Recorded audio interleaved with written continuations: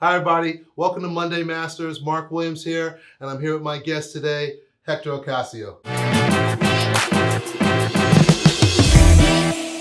So, Hector, we've closed a lot of transactions together. Yes, we have.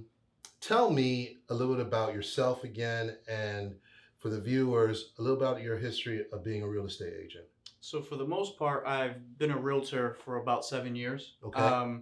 But in total, I've probably been in the real estate business for about 15 years. My skin in the game has been flipping properties, so I've Okay. got a lot of experience with regards to shopping buyers around. What's out there in the market? Exactly. Great. And being able to pretty much break down what's good in a house and what's bad in a house, what we should walk away from, what we can deal with, and giving education to buyers to give them a seamless transition throughout the process of their purchase process. How long have you been a real estate agent now? 7 years exactly. 7 years. So, in your 7 years, what are 2 tips that you can give a first-time home buyer looking in this market and really trying to find something, and some of the challenges that they may come across?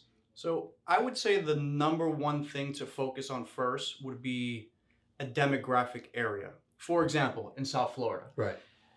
it happens all the time where buyers want to shop in Dade County and Broward County. Right. It makes more sense to hone in on a particular neighborhood. Okay. You eliminate the frustration, and you can actually find something a lot more quicker if you focus your time and attention on a particular area. Right. So don't be scattered all over the place. That's right? correct. I know a lot of buyers try and find properties within their current situation where they're probably renting from already, close to their children's schools, and in that particular area where they might be shopping or what have you, right? So definitely you don't want them to scatter themselves. I If agree. they're comfortable with that area, then they might consider looking in that area for purchasing a home as well, right? I think the general rule of thumb would be try to stay within 30 minutes of your comfort zone. So for Okay. example, if the children go to a particular school that's 30 minutes from the job, try to stay within that area. Okay. And vice versa. You don't want to make your commute on the road an hour. Right. It just doesn't make sense. Got it. And then your second tip. So my second tip would be,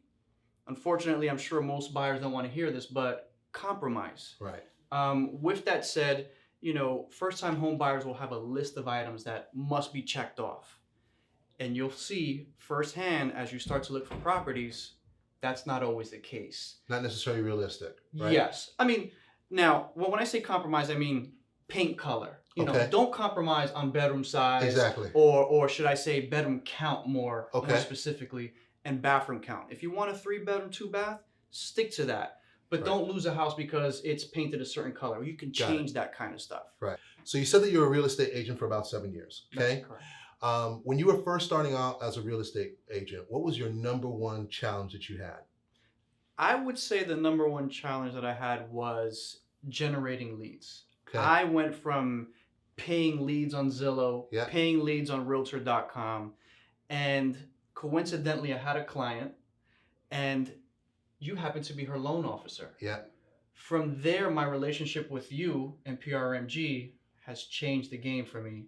And now Fantastic. my business has gotten a lot better. Right. So collaboration, one of my other guests had mentioned that the week before, that, collaboration is going to be key. So I definitely appreciate that. So if that was your number one challenge, what did you do on a regular basis besides collaborating to kind of overcome that challenge as well? I would say communication. Communication. Okay. Communication with you Right. and my client, and referrals also. Got it. Because believe it or not, referrals is the number one key Yep. for us generating business. And For myself as a realtor, and even you as a loan officer. absolutely. And sometimes, I think many real estate agents and even some loan officers that I've come across are timid with asking for referrals, right? That's correct. So I think that if you're an expert or a master, if you will, at your craft, you're going to be able to ask for those referrals comfortably and not feel ashamed in any way to be able to ask for them.